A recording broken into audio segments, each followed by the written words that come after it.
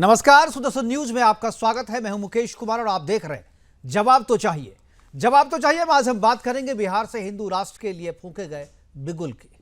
हिंदू राष्ट्र के लिए संकल्पित बागेश्वर धाम के बाबा पंडित धीरेन्द्र शास्त्री जी अपने हर राम कथा वाचन में हिंदू राष्ट्र की बात करते ही है, लेकिन इस बार बिहार से उन्होंने हिंदू राष्ट्र का बिगुल ही फूंक दिया है। इससे पहले भी बाबा बागेश्वर धाम वाले बिहार पधार चुके हैं। एक बार आरजेडी के शासनकाल में तो उनका प्रोग्राम भी रद्द किया जा चुका है, लेकिन इस बार की यात्रा पर सवाल बाबा के बिहार पधारने के समय को लेकर किया जा रहा है। बिहार में चुनाव का माहौल है, 6 महीने के बाद चुनाव होने हैं और विपक्ष इस माहौल बिगाड़ने वाला बता रहा है, तो सत्ता पक्ष को लग रहा है कि इससे तो माहौल बन रहा है। बाबा का साफ कहना है कि वो किसी राजनीतिक दल या किसी पार्टी या किसी नेता के प्रचार के लिए यहां पर नहीं आए हैं, बल्कि हिंदू राष्ट्र का प्रचार करने के लिए आए हैं और हिंदू राष्ट्र के संकल्प के साथ आए हैं। बाबा का यह भी कहना है कि मेरा जितना विरोध करोगे, जितनी ज्यादा बार विरोध करोगे, उतनी ज्यादा बार मैं बिहार आऊंगा और यदि विरोध बढ़ा तो यहीं पर मैं अपना मकान बनाकर यहीं रहने लग जाऊंगा। विरोध करने वालों को जवाब देते हुए उन्होंने कहा कि यह देश बाबर औरंगजेब का नहीं, रघुवर का है, श्री राम का है। राम कथा को कौन रोक सकता है? भारत को बंटने नहीं देंगे, हिंदुओं को घटने नहीं देंगे और छेड़ोगे तो छोड़ेंगे नहीं। हिंदू राष्ट्र की स्थापना के लिए, हिंदुस्तान को हिंदू राष्ट्र बनाने के लिए बाबा बागेश्वर ने शपथ उठाई है।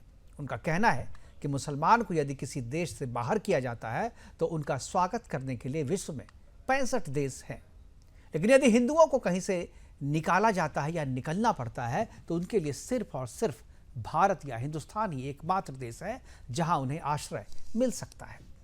और यह वही बिहार है जहां आरजेडी के शासनकाल में खुले मन से हिंदू राष्ट्र की बात करना तो दूर, यदि किसी ने पोस्टर लगा दिया तो भी उसके खिलाफ एफआईआर दर्ज कर ली जाती थी। उस पर सामाजिक सौहार्द बिगाड़ने के लिए सख्त धाराएं लगाकर उसकी गिरफ्तारी तक कर ली जाती थी। हिंदू नववर्ष के अवसर पर 24 अप्रैल 2023 को जब बिहार के दरभंगा में विश्व हिंदू परिषद ने हिंदू नववर्ष और हिंदू राष्ट्र का बैनर लगाया तो लालू की पुलिस ने मुकदमा दर्ज कर वीएचपी के सह जिला मंत्री राजीव प्रकाश मधुकर सहित 1 दर्जन से ज्यादा लोगों को गिरफ्तार कर लिया था। राम जानकी विवाह झांकी पर पथराव, रामनवमी की शोभा यात्रा पर पथराव, दुर्गा पूजा सरस्वती पूजा के बाद विसर्जन पर पथराव, बिहार में उस काल में यह आम बात हो गई थी। 2023 में तो विसर्जन की यात्रा पर तेजाब से भी हमला किया जा चुका है। आज देश में माहौल बदल रहा है तो बिहार में भी हिंदू राष्ट्र की चाह रखने वालों का हौसला बढ़ रहा है। बाबा बागेश्वर के रामकथा वाचन को सुनने के लिए श्रद्धालुओं की संख्या लाखों में पहुंच रही है, जिसे देखकर राजनीतिक हलचल होना स्वाभाविक है। विपक्ष बाबा के पोस्टर को फाड़ रहे हैं, उस पर कालिख मल रहे हैं। राजद के नेता बाबा के बयान को संविधान के विरुद्ध बताकर उनका विरोध कर रहे हैं।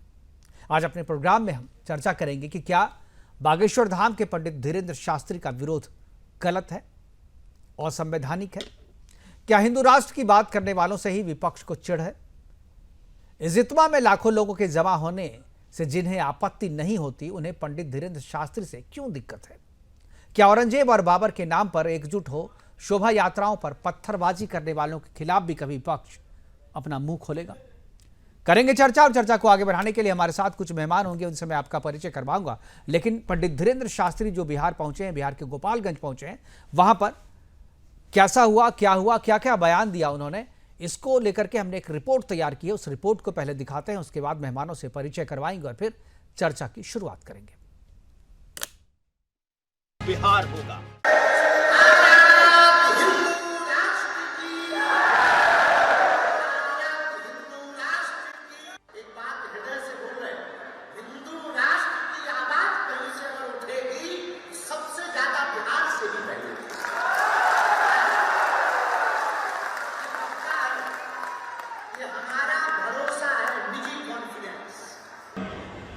हिंदुओं को एकजुट करने पूरे देश में हम जा रहे हैं, कोई नई बात थोड़ी है, पूरे देश में जा रहे हैं। हमारा उद्देश्य ये है, जब तक हमारे तन में प्राण है हम हिंदुओं के पक्ष में बोलेंगे, हिंदुओं को एक करके ही छोड़े। बिहार से जोड़कर हिंदू राष्ट्र पर दिए गए बाबा बागेश्वर के इस बयान से आरजेडी बौखला गई। वो आरजेडी जो सालों से बिहार में बंटवारे की राजनीति करती आई, जो बिहार में हिंदुओं को जातियों में बांटकर अपनी राजनीति चमकाती रही। उस आरजेडी के लिए हिंदू एकता और हिंदू राष्ट्र किसी बुरे सपने से कम नहीं। और यही कारण है कि आज बिहार में बाबा बागेश्वर का आगमन आरजेडी नेताओं को फूटी आंख नहीं सुहा रहा। आ रहे हैं यहाँ पे, अब यहाँ धार्मिक उन्माद फैलाएंगे ताकि कुछ हासिल हो जाए बिहार विधानसभा चुनाव में, लेकिन ऐसा कुछ हो। लोग जातीय उन्माद, धार्मिक उन्माद फैलाने का ये लोग काम करते हैं। ऐसे ऐसे बाबा को गिरफ्तार कर करके और जेल में भेज दे।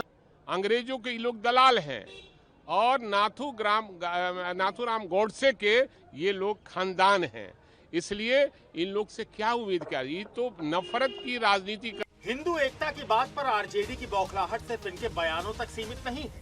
बिहार में बागेश्वर बाबा के आगमन पर उनके पोस्टर फाड़ दिए गए, कालिख पोत दी गई, पोस्टर पर 420 तक लिख दिया गया। ये वही आरजेडी है जिसने अपने शासनकाल में इन्हीं बागेश्वर बाबा के आगमन पर रोक लगा दी थी, लेकिन इसके बावजूद बाबा बिहार आए। वहीं इस बार बाबा न सिर्फ आए बल्कि ये बिहार की धरती पर पूरे 5 दिनों तक रहेंगे, जिन्होंने इशारों ही इशारों में आरजेडी का नाम लिए बिना न सिर्फ पार्टी पर तंज कसा बल्कि उन्होंने औरंगजेब पर हमला बोलते हुए ये भी कहा कि ये धरती बाबर की नहीं श्री राम की है। बहुत लोगों को बिहार आने पर, हमारे आने पर बहुत पेट दर्द होता है। भैया, हम किसी पार्टी के प्रचारक नहीं हैं, हम हिंदुत्व के विचारक हैं। दूसरी बात, राम के राष्ट्र में राम की कथा तो रोक लो। छत्रपति शिवाजी, छत्रपति संभाजी, ऐसे ऐसे वीर योद्धा हुए। महाराणा प्रताप की तलवारों की चर्चा है, रानी लक्ष्मीबाई की चर्चा है, फिर भी इस देश में औरंगजेब महान बताया जाता है। ये देश रानी लक्ष्मीबाई का है, ये देश बाबर का नहीं, रघुवर का है। बिहार में हनुमंत कथा के लिए आए बागेश्वर बाबा के आगमन को आरजेडी जबरदस्ती सियासी एंगल बनाने पर तुली हुई, जो बाबा के इस बिहार यात्रा को आगामी बिहार विधानसभा चुनावों से जोड़कर बाबा के धार्मिक यात्रा को राजनीतिक यात्रा बता रही है।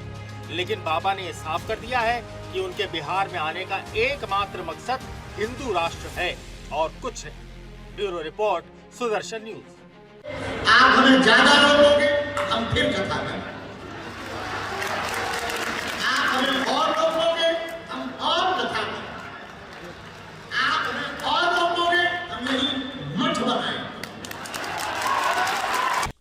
तो छेड़ोगे तो छोड़ेंगे नहीं, रोकोगे तो हम बार बार आएंगे और ज़्यादा रोकोगे तो यहीं पर मठ भी बनाएंगे, यहीं पर वास भी करने लगेंगे। ये एक वैसे लोगों को वो जवाब है जो इनके आने से घबरा रहे हैं। अब क्यों घबरा रहे हैं लोग, पॉलिटिकल पार्टियां जो है क्यों इनका विरोध कर रही है, आरजेडी विपक्ष क्यों इसका विरोध कर रहा है, मैं इसी पर चर्चा करेंगे। चर्चा को आगे बढ़ाने के लिए हमारे साथ कुछ मेहमान हैं, उनसे मैं आपका परिचय करा दूं। जेडीयू से हमारे साथ मनोज लाल दास मनु है, राहुल आनंद हैं बीजेपी के प्रवक्ता के तौर पे, अविनाश सिंह जी राजनीतिक विश्लेषक के तौर पे, सैफ अली खान है नेता आरजेडी की तरफ से, और स्नेहाशीष वर्धन हमारे साथ हैं प्रवक्ता कांग्रेस की। चर्चा की शुरुआत जो है मैं जो आरजेडी के हमारे प्रवक्ता हैं सैफ अली जी, मैं उनसे करना चाहूँगा।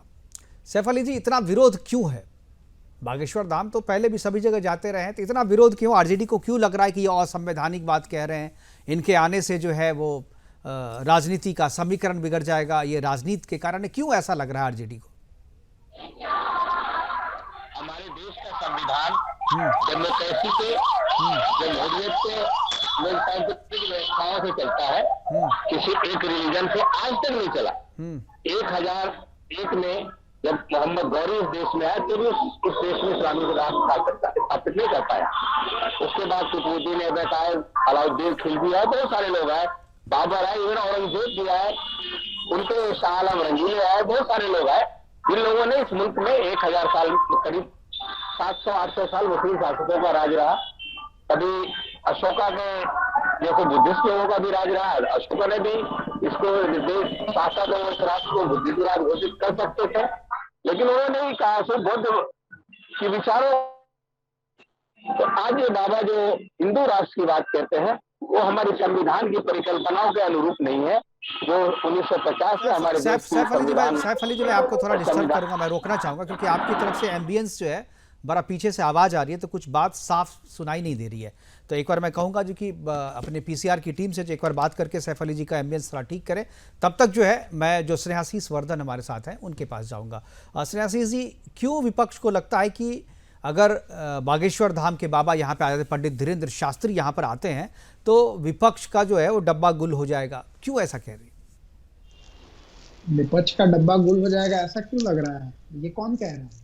नहीं, तो जो जिस तरीके से घबराहट है, अब किसी संत के चेहरे पे कालिक मल देना, किसी संत की बात को राजनीति से जोड़ना। कौन कालिक पोत दिया? पोस्टर पे कालिक पोता गया है, फाड़ दिया गया है। आपके कार्यकर्ता, आप ही के कार्यकर्ता कर रहे हैं। देखिए, इस तरीके की गलत बयानी नहीं, मैंने दिखाया है भी आपको। आप बचा लीजिए थोड़ा सा, आप एक जिम्मेदार नागरिक भी हैं इस देश के जी। सबसे बड़ी बात यह है कि देखिए, बिहार में आ रहे हैं, बिहार में आए, कथाएं कहें, हनुमान जी की कथाएं कहें, मैं भी हनुमान जी का भक्त आदमी हूँ, हाँ, हम लोग भी कथा सुन लेंगे उनका, लेकिन इसमें हिंदू राष्ट्र की बातें जो आती हैं वो तो संविधान से इतर है ना। और ऐसे लोगों का जो लोग समर्थन करते हैं वो तो देश के संविधान को नहीं मानने वाले लोग हैं, ये तो क्लियर है। और इन सब चीजों पे ये समझना होगा कि देश में वास्तव में बहुसंख्यक आबादी है हमारी। मैं खुद सनातनी ब्राह्मण हूँ, तो इस चीज को समझने की जरूरत है कि धर्म का प्रचार कीजिए, सनातन धर्म की पताका फहराइए, आइए, स्वागत है। लेकिन अब इसमें आके हिंदू राष्ट्र बनाना है तो बिहार में आके और लंबी लंबी बातें करेंगे, तो जाइए ना, देश के प्रधानमंत्री अभी बैठे हुए हैं, उनसे जाके एक बार चर्चा कीजिए, सभी संत समाज को लेके जाइए और चर्चा कीजिए, नेतृत्व कीजिए उसका, और उस मुद्दे को साथ जाके दिल्ली में बैठिए और इन सब बातों पे चर्चा कीजिए। अभी आपने इसमें क्या बुराई है? बिल्कुल ठीक है, आपने दो चीज की आपने कही जी कि इसमें कोई बुराई नहीं है, लेकिन फिर आपने कहा कि ये संवैधानिक नहीं है। कैसे नहीं संवैधानिक है? अगर कोई हिंदू राष्ट्र की बात करना संवैधानिक कैसे नहीं है? तो ये आप बताइए मुकेश जी, ये देश कैसा देश है? ये धर्मनिरपेक्ष देश है या किसी जाति संप्रदाय और धर्म से? मैं तो संविधान की मूल प्रति को अगर आप देखें तो वो धर्मनिरपेक्षता शब्द नहीं था उसमें। ये तो इमरजेंसी के दौरान जो है इसमें धर्मनिरपेक्षता शब्द आपकी पार्टी ने घुसेड़ा था। तो हटवा दीजिए ना। नहीं, हटवा लेंगे तो उसके लिए चर्चा करना असंवैधानिक कैसे हो गया? हटवाने की ही तो चर्चा हो रही है। हटवाने की चर्चा असंवैधानिक कैसी हो गई? ये तो आपका फंडामेंटल राइट है ना। आर्टिकल 368 जो है वो आपको संविधान के संशोधन का अधिकार देता है ना। तो अब भाई कोई चाहता है धर्मनिरपेक्षता की जगह अगर हिंदू राष्ट्र लिखा जाए, धर्मनिरपेक्षता हटवा दे बाबा जाके दिल्ली में, तो वही उसी का तो प्रयास कर रहे हैं, उसी की तो बात कर रहे हैं। उनका पांव पगारने वाले व्यक्ति बैठे हुए हैं देश के प्रधानमंत्री बन के, उनका बहुमत भी है, जाके करा ले ये चीज। नहीं तो बिहार में आके कहने से आपको क्या मिल जाएगा? नहीं, मिल नहीं जाएगा, लेकिन वो उनकी बात को आप देश भर में घूम के कहने से ये क्या मिल जाएगा? मैं यहाँ से चिल्लाते रहूं कि हमारी सरकार बन रही है, बन रही है, बन रही है, मैं जनता के बीच में जाऊं ही नहीं।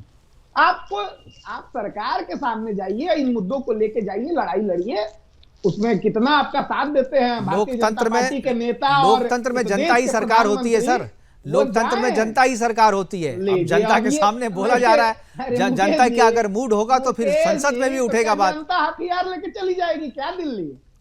नहीं, इस बात को स्पष्ट कीजिए ना। अराजक माहौल बनवाना चाहते हैं क्या आप लोग? नहीं, अराजक माहौल तो विरोध करके किया जा रहा है। कितना ईमानदारी से मैं बात कह रहा हूं कि मैं खुद सनातनी ब्राह्मण हूं, बागेश्वर बाबा का स्वागत है अगर धर्म का प्रचार तो आप हिंदू राष्ट्र के समर्थक हैं कि नहीं? हिंदू राष्ट्र के कंसेप्ट को आप समर्थन देते हैं कि नहीं? अगर देश संविधान से चलेगा तो ये बोल के मैं पागल थोड़ी ना हूं कि ये बोलते रहूंगा।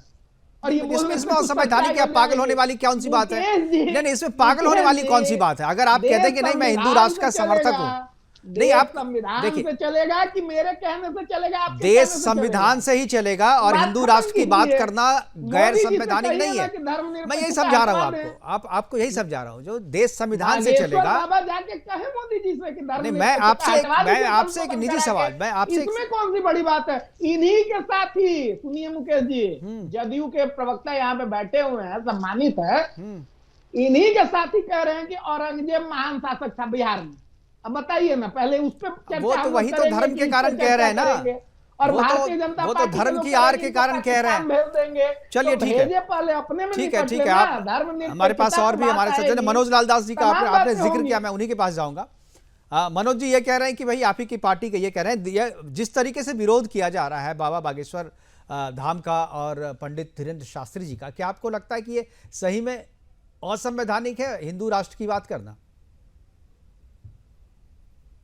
देखिए, अपना देश लोकतंत्र के दायरे में चलता है और इससे पहले भी नीतीश जी जब मुख्यमंत्री बने 2005 में, उसके बाद से इसी पटना शहर में कई बार मुस्लिमों का भी सम्मेलन हुआ, उनके भी धर्म गुरु आए, लेकिन सरकार ने किन्हीं को भी नहीं रोका।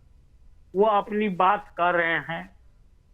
बाबा बागेश्वर जी आए हुए हैं। अब इन पर तो राजद के जो नेता का आप टिप्पणी दिखा रहे हैं उसमें ही मतभेद है। आपने एक नेता का टिप्पणी दिखाया कि वह कुछ भी कर लेंगे, कोई असर नहीं पड़ेगा। दूसरा कुछ बोल रहे हैं, अरे भाई जब कोई असर नहीं पड़ेगा, बिल्कुल सही बात है, तो आप इन्हें बौखला क्यों रहे हैं? अगर असर नहीं पड़ेगा तो इतना पड़ेगा ही नहीं, तो फिर इसका या विरोध करना ये कहाँ से कहीं से उचित है? हमारे नजर में तो ये कहीं से भी उचित नहीं है। देखिए, सबसे बड़ी बात ये है कि अगर कोई भी व्यक्ति है, उसको राज्य के किसी कोने में, हम इस मामले में तेजस्वी यादव जी को हम बधाई देना चाहेंगे तो उनसे ने भी पत्रकारों ने पूछा था तो उन्होंने कहा कि भाई ये देश में कोई आदमी कहीं जा सकता है, इस पर हम क्या टिप्पणी करें। लेकिन उनके विधायकों की जो टिप्पणी आई, एक ठो का कुछ एक ठो का कुछ, तो ये नहीं होता है। जब हमें विश्वास है कि जनता का इस पर कोई प्रभाव नहीं पड़ेगा, लोग अगर हिंदू राष्ट्र की बात कर रहे हैं तो कई राज्यों में अलग राज्य की भी बात उठती है। इसी बिहार में मिथिलांचल की भी राज उठती है, भोजपुरी की भी राज उठती है। तो क्या किया जाए? उनको मार के भगा दिया जाए कि आप इस चीज को नहीं कर सकते हैं? बागेश्वर बाबा हो कि रविशंकर जी हो या कोई भी व्यक्ति हो, वह अपनी बात जनता के बीच में रख रहे हैं। अब जनता उनको कितना तरजीह देगी ये तो यहाँ की जनता का फैसला होगा। इस पर तो कोई सरकार या कोई कानून या कोई कुछ नहीं कुछ कर सकता। बिल्कुल, हिंदू राष्ट्र की तो बात करना कहीं से भी गैर कानूनी दूसरी या बात गैर संवैधानिक नहीं है। बिल्कुल अभी नहीं, अभी दूसरी बात इन्होंने कहा औरंगजेब के मामले में, तो लगता है कि खालिद अनवर साहब का बयान उन्होंने ठीक से नहीं सुना। खालिद अनवर साहब ने कहा कि ये इतिहास की चीज है, इस पर शिक्षा पर हम कोई बहस कर सकते हैं।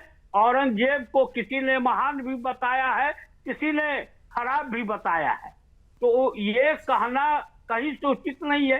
कई इतिहासकारों में औरंगजेब को महान बता दिया है, बिल्कुल उसी में उन पर इतिहास लेखन पे तो चर्चा हो रही है। बिल्कुल इसीलिए ये इसीलिए इतिहास पर चर्चा हो सकती है।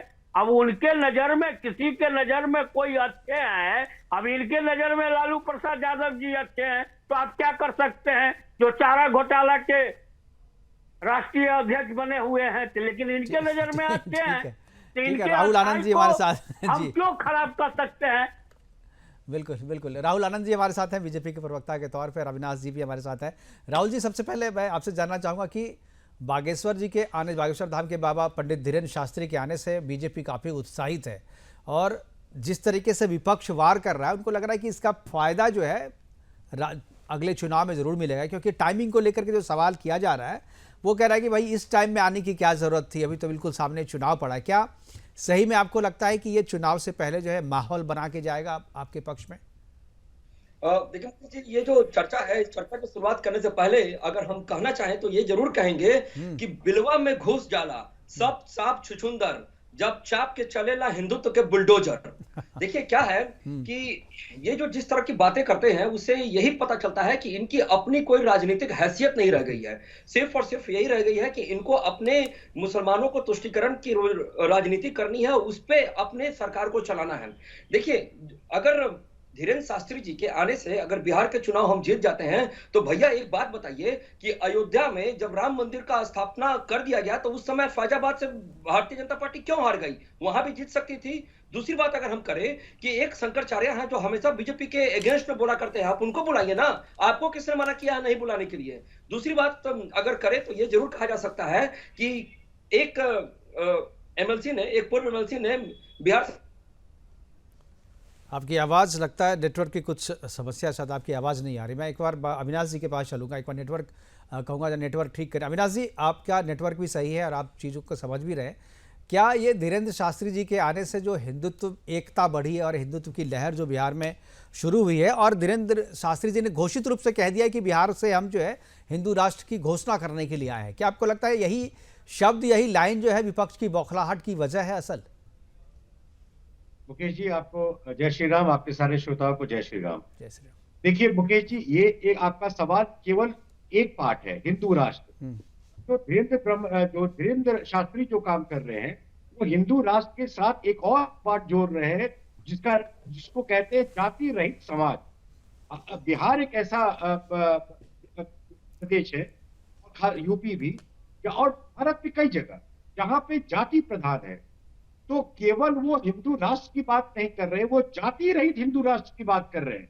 क्योंकि जब तक जाति रहेगा तब तक लालू जैसे लोग चुने जाएंगे, भाजपा और अन्य पार्टी के छोट भैया नेता जात के नाम पे चुने जाएंगे। तो मुझे ऐसा लगता है कि शास्त्री जी हिंदू राष्ट्र की बात तो कर ही रहे हैं, पर वो जाति रहित समाज की बात कर रहे हैं, जहां कोई ऐसा भेदभाव नहीं हो, चाहे वो कांग्रेस की राजनीति हो, चाहे वो राजद की राजनीति हो।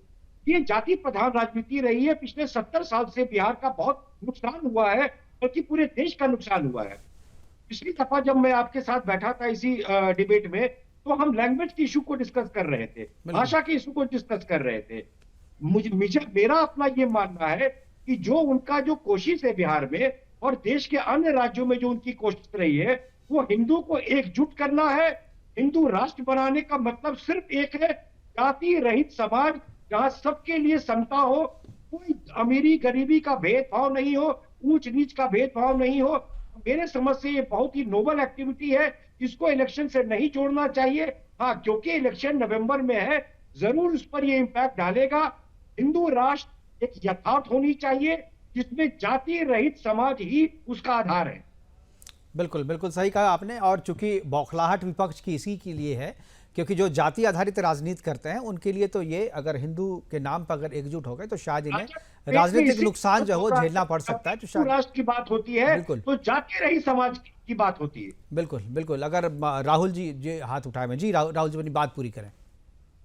जी देखिए, आपको मैं याद दिला दूं कि इसके पहले भी जब धीरेन्द्र शास्त्री महाराज जब बिहार आए थे तो पटना के अंदर तेजस्वी जी की सरकार थी। उस समय उन्होंने उनको प्रशासनिक सेवा भी मुहैया कराया था, और डीएसएसएस के जो संचालक है तेज प्रताप, उन्होंने कहा। फिर से आपका नेटवर्क जो है, मुझे लगता है कि अगर आप थोड़ा धीरे धीरे बोलेंगे तो शायद जो है नेटवर्क जो है वो सही आएगा। जी बोलिए। जी आपको मैं बता दूं कि हमारे देश के जो प्रधानमंत्री हैं वो जब संसद से या कहीं को रैली करते हैं तो एक बात जरूर कहते हैं कि हमारे देश के 140 करोड़ लोगों के बारे में बात करते हैं। वो कभी ये नहीं करते कि पूर्व प्रधानमंत्री की तरह कि हमारे देश के संसाधन पर सबसे पहला हक मुसलमानों का है, ये कभी इस तरह की बातें नहीं करते। देखिए, एक सबसे बड़ी बात यह है ना कि जिसको ये लगता है कि राजनीतिक फायदा लेने का कोशिश कर रहे हैं, तो उनके लिए एक खुला चैलेंज है कि आप एक देश एक चुनाव में आ जाइए हमारे साथ, हम तैयार हैं। अगर धर्म के चश्मा को अगर उतार दिया जाए तो मुझे एक बात बताइए कि जो फैजाबाद लोकसभा क्षेत्र में जब भारतीय जनता पार्टी हारी, क्योंकि उन्होंने सबसे बड़े 500 वर्ष पुराने चीज की स्थापना की थी राम मंदिर का, तो उनको हारना नहीं चाहिए था, वो वहां जीत सकते थे।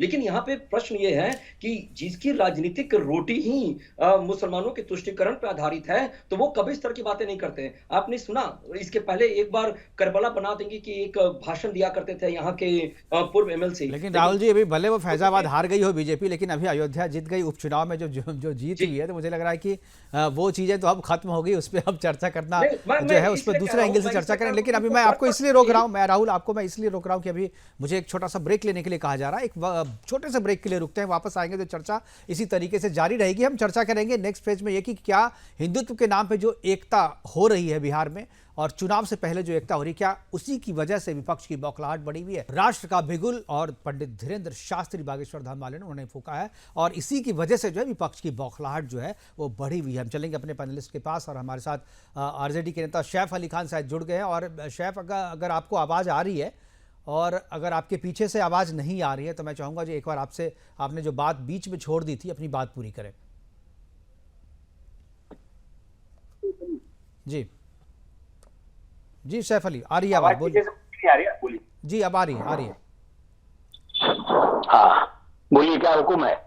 जी नहीं, मैं कह रहा हूँ आपने बीच में बात छोड़ दी थी, आपने कहा कि जो आरजेडी की जो बौखलाहट है, क्या हिंदुत्व के नाम पे या हिंदू के नाम पे जो एकजुटता हो रही है, धीरेन्द्र शास्त्री जिस तरीके की अपील कर रहे हैं, क्या विपक्ष की बौखलाहट, खासतौर पे आरजेडी की बौखलाहट इसी की वजह से है? आरजेडी कहीं से कोई बौखलाई हुई नहीं। आप हमसे रिएक्शन मांगने आएंगे, मैं दूंगा कि हिंदू राष्ट्र की कल्पना, जहां डेमोक्रेसी मुल्क है दुनिया में, अगर आजादी, अगर सेकेंड वर्ल्ड वॉर में कहीं ना कहीं अगर मदद की थी ब्रिटिश हुकूमत की, तो इस बुनियाद पे की थी कि आपको जितनी आपके सब आपने जहां जहां आपकी हुकूमत है सब में, सब स्टेट में, सारे कंट्रीज में आपको डेमोक्रेसी लानी है। हमारा एक स्ट्रक्चर भी डेमोक्रेटिक स्ट्रक्चर बना था जब हमारा देश आजाद हुआ था। 1950 में जो संविधान लिखा गया था उसमें किसी रिलीजियस स्टेट की बात नहीं हुई थी। अगर रिलीजियस स्टेट की बात लोग उठाते अपने व्यक्तिगत स्वार्थों के लिए, वो हिंदू राष्ट्र हो नहीं सकता, ये संभव नहीं है। इस देश से दुनिया की जो डेमोग्राफी बदल रही है, जिस तरह डेमोक्रेटिक लोग बढ़ रहे हैं, देश में हिंदू राष्ट्र कभी नहीं बन सकता। ये लोगों के दिमाग की, देखिए देश, भारत तो हिंदू राष्ट्र ऑलरेडी है, आप घोषणा करें या ना करें, क्योंकि धर्म के आधार पे आपने बंटवारा किया था ना, बंटवारा तो धर्म के आधार पे हुआ था। तो एक जब दूसरा पाकिस्तान जब इस्लामिक स्टेट हो सकता तो बचा हुआ हिंदू स्टेट ही हुआ ना। आप घोषणा चाहे कुछ भी करें, और संविधान आपका धर्मनिरपेक्ष नहीं था, वो तो आपने बाद में इमरजेंसी के दौरान धर्मनिरपेक्षता शब्द जो है आपने घुसेड़ा है उसमें। तो इसलिए भारत तो हिंदू राष्ट्र है ही, अब तकनीकी तौर पे घोषणा नहीं हुई है, इतना ही फर्क है।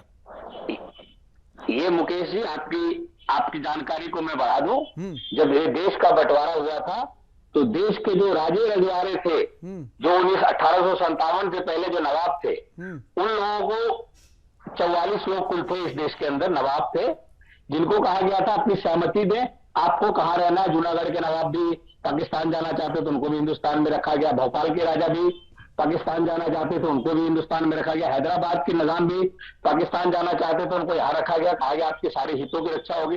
करण सिंह भी कहीं ना कहीं हिंदुस्तान और पाकिस्तान के बीच एक अपना इंडिपेंडेंट स्टेट चाहते थे। 1947 का जब बंटवारा हुआ तो धर्म के आधार पर नहीं हुआ, मैं आज आपको बता देता हूँ। हाँ, जिना गए थे, उन्होंने कुछ मुस्लिम नवाबों को अपनी तरफ किया था, कुछ मुस्लिम राजाओं को अपनी तरफ करके उन्होंने दो जगह। कौन सा इतिहास आप पढ़ते हैं, कौन सा इतिहास आप अलग से लिख के पढ़ते हैं, और उसी की वजह से ये सारी समस्या है। ये अकबर बाबर वाली भी समस्या उसी इतिहास के कारण है, और ये जो आप जो कह रहे हैं वो भी उसी इतिहास के कारण है। अकबर बाबर जिना के 5 MP जीते थे मुस्लिम लीग के पूरे हिंदुस्तान में, जो अभी के हिंदुस्तान, पाकिस्तान की बात मैं नहीं करता। 5 में से 4 लोग हिंदुस्तान में रह गए, उनके जीते हुए मेंबर पार्लियामेंट जो मुस्लिम लीग के थे, और 1 मेंबर पार्लियामेंट उनके साथ गया। 3 लोगों ने उसके बाद आजादी के बाद कांग्रेस पार्टी ज्वाइन कर ली, और एक ने राजनीतिक रूप से संन्यास ले लिया। वो हिंदुस्तान मुसलमान और हिंदू के आधार पर नहीं बंटा। बंटवारा का आधार क्या था? पाकिस्तान की अलग हो, ये बंटवारा का आधार क्या था बताइए? पॉपुलेशन उसका आधार कभी नहीं था, हिंदू पॉपुलेशन और मुस्लिम बिल्कुल पॉपुलेशन था, रिलीजन था और इस्लाम था। इसी के आधार पे जहां पर मुसलमानों की संख्या ज्यादा थी उनको पाकिस्तान बना दिया गया। और ये कोई मैं नहीं कह रहा, ये सारे लोग कह रहे हैं, ये डॉक्यूमेंट्स में भी हैं, और यही इतिहास है। आप जो कह रहे हैं वो इतिहास नहीं है। मैं एक बार फिर से, चलिए हमारी बहस इस बात पे नहीं है, हमारी बहस इस बात पे नहीं है सैफ अली खान, हमारी बहस इस बात पे नहीं है। ये बहुत लंबी चर्चा हो जाएगी और डिरेल्ड हो जाएंगे हम लोग, तो इसलिए उस पर हम लोग नहीं जाते हैं। हम कह रहे हैं कि धीरेन्द्र शास्त्री अगर हिंदुओं को एक कर होने की बात कर रहे हैं तो इससे परेशानी क्यों हो रही है आरजेडी को, क्यों परेशानी हो रही है कांग्रेस को? ना आरजेडी को कोई परेशानी है, ना कांग्रेस को कोई परेशानी है। ये परेशानी आपके उन लोगों को है जो बेवजह इस इवेंट को बड़ा इसके प्रचार करना चाहते हैं, इसको एक बड़े स्तर पे, जो गोपालगंज हमेशा से वो तो आपके जो विधायक भाई वीरेंद्र है वो कहते हैं जो गिरफ्तार कर लेना चाहिए इनको, वो आपके रोशन जो है वो कह रहे हैं कि गैर संवैधानिक बात कर रहे हैं। तो ऐसी बातें इस तरीके आप लोग जिस तरीके की, आप ही के सारे प्रवक्ता है, आप ही के सारे नेता है। जी आऊंगा राहुल, आऊंगा आपके पास। मेरे राजद भाई वीरेंद्र, मैं बोलूंगा भाई वीरेंद्र को गिरफ्तार कर लिया जाए, मेरे बोलने से क्या भाई वीरेंद्र गिरफ्तार हो जाएंगे क्या? और गिरफ्तार करने की तो हिम्मत नहीं है किसी को, तो कहीं भी नहीं कर सकते। लेकिन बात है आपकी भावना व्यक्त हो रही है, बात है जो अंदर की जो भावना है वो व्यक्त हो रही है, उसी पे चर्चा हो रहा है ना। आप एक्चुअली क्या कर पाएंगे वो तो हम जानते हैं नहीं कर पाएंगे, आप कहीं नहीं कर पाएंगे। लेकिन आप चाहते तो है ना? कोई बौखलाहट नहीं है, कोई बौखलाहट नहीं, लेकिन उन्होंने जो बोला है उस पर जो रिएक्शन आना चाहिए, मेरा भी रिएक्शन है। देश की संविधान के मूलभूत भावनाओं के अनुरूप नहीं है प्रज्वलित शास्त्री का यह बयान कि हम हिंदू राष्ट्र बिल्कुल क्यों नहीं है। बनाने ये अगर कोई हिंदू राष्ट्र की बात करता है तो संविधान के खिलाफ क्यों है आपके हिसाब से? कहीं से भी कोई संविधान के खिलाफ ये कहीं से भी कोई स्टेटमेंट नहीं है ये। वर्ल्ड में, पूरे वर्ल्ड में डेमोक्रेसी है। तो डेमोक्रेसी और हिंदुत्व, हिंदू राज्य जो है, दोनों अलग अलग चीजें हैं। और डेमोक्रेसी में भी हिंदू राष्ट्र हो सकता है, ठीक है मनोज जी। डेमोक्रेसी को कहीं भी हिंदू राष्ट्र से खतरा नहीं है और हिंदू राष्ट्र भी डेमोक्रेटिक हो सकता है, होता ही है जी। मनोज लालदास जी, तभी होगा जब मनु का सिद्धांत लागू होगा।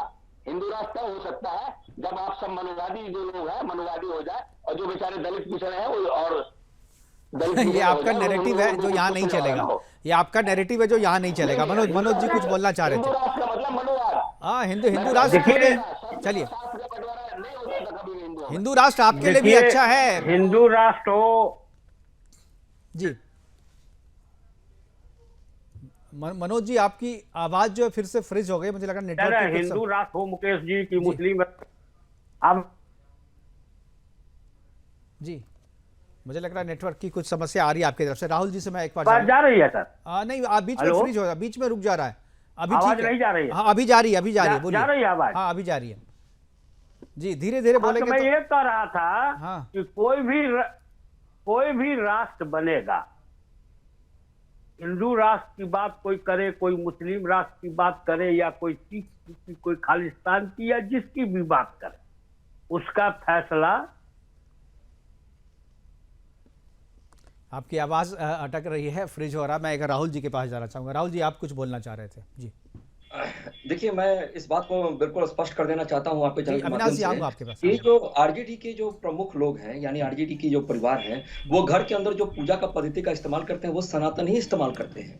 अगर वो इस तरह का बात करें तो कहीं ना कहीं एक कटघरे में खड़ा करते हैं अपने आप को और राजनीतिक रोटी सेकने का प्रयास करते हैं। देखिए, एक बात कहूंगा मैं कि जब वो अपने अंतिम यात्रा पर रहेंगे तो उस समय वो राम के नाम के साथ जाएंगे या चुप होके जाएंगे, ये भी एक बहुत बड़ा सवाल है। दूसरी बात मैं अगर करूं तो सनातन धारा का धर्म है, भगवान नहीं झुकेगा, काफिला शेरों का है, कुत्तों से नहीं रुकेगा। तो ये इस तरह की बातें करते रहेंगे और अपने आप को चर्चा का विषय बनाते रहेंगे। देखिए, मैं आपको एक बात और बता देना चाहता हूं जो बिल्कुल सच है कि ये देश सनातन का है, ये देश रघुवर का है, ये देश बाबर का नहीं था, ये देश औरंगजेब का नहीं था। यहाँ लोग आ गए थे और आप जैसे जो लोग बैठे हैं, जो सनातन धर्म को कटघरे में खड़े करते हैं, उनकी वजह से देश हमारा गुलाम बन गया था।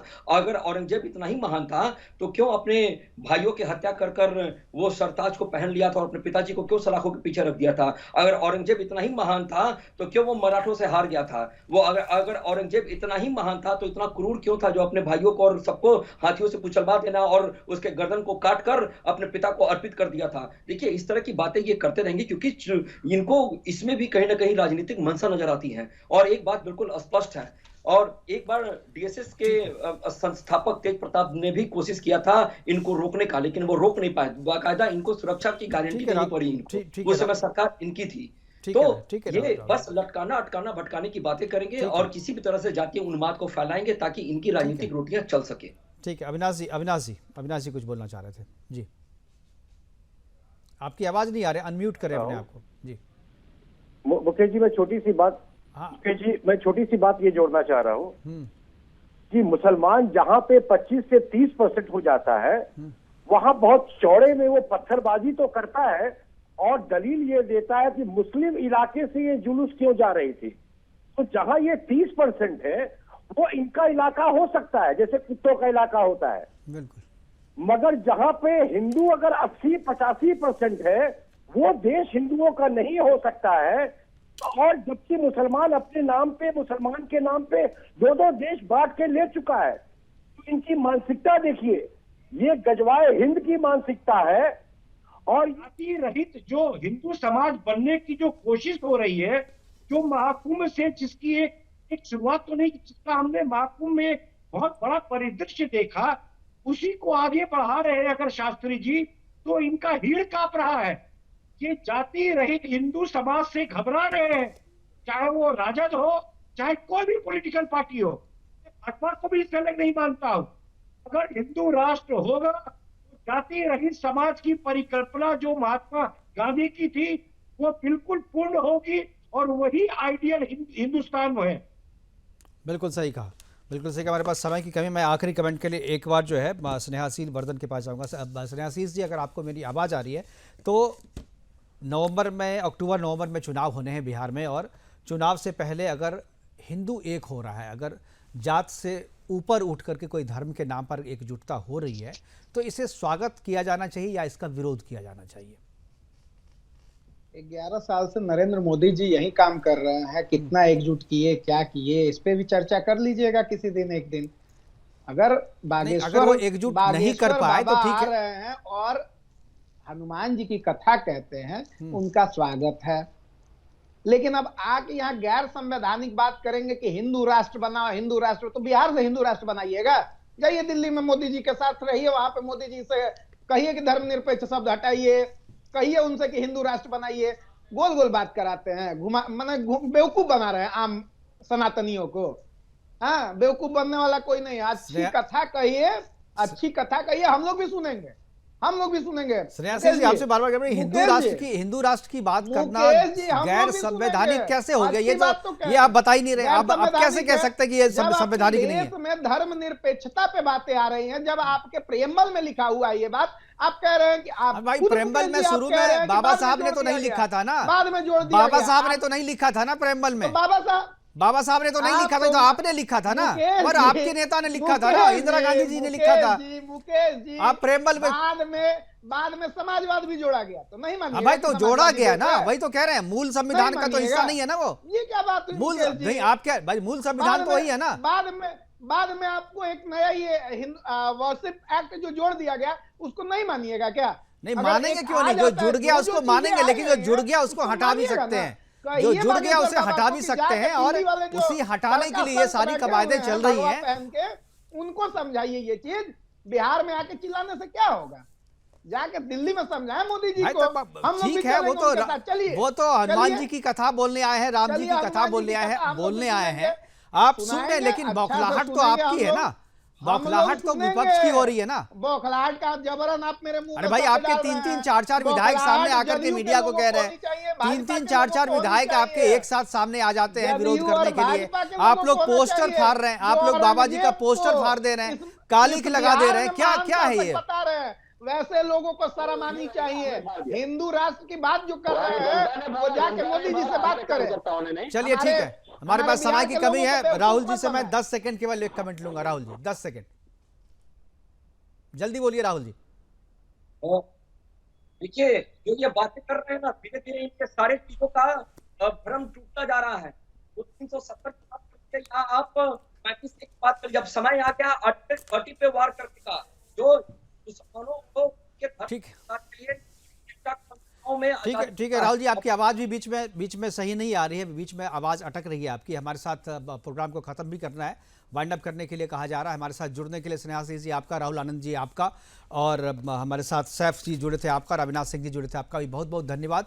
आप जुड़े इस महत्वपूर्ण चर्चा में, अपनी बात हमारे साथ साझा किया आपने, इसके लिए बहुत बहुत धन्यवाद आपका। लेकिन हिंदू राष्ट्र का बिगुल जो पंडित धीरेन्द्र शास्त्री जी ने बिहार से फूंका है, वो उसी की बौखलाहट है। खासतौर पे जिस जगह का चुनाव किया गया, गोपालगंज, जो कि आरजेडी का गढ़ माना जाता है, और तेजस्वी यादव जो है और उनके परिवार के लोग वहीं से सांसद भी रह चुके हैं, वहां से विधायक भी रह चुकी है राबड़ी देवी, और वहां पर आकर के धीरेन्द्र शास्त्री जी का अगर 5 दिन का लंबा जो है कथावाचन चलता है, तो इसका असर जो है आने वाले चुनाव पर भी होगा। और शायद यही वजह है कि पूरा विपक्ष जो है वो बौखलाया है, और उन्हें लग रहा है कि जाति से ऊपर उठ करके अगर बिहार के हिंदू एकजुट हो गए तो शायद उनका राजनीतिक तौर पे सफाया हो जाएगा, और इसी से डर करके वो इस तरीके की प्रतिक्रियाएं दे रहे हैं। फिलहाल अभी के लिए इतना ही, दीजिए इजाजत, नमस्कार।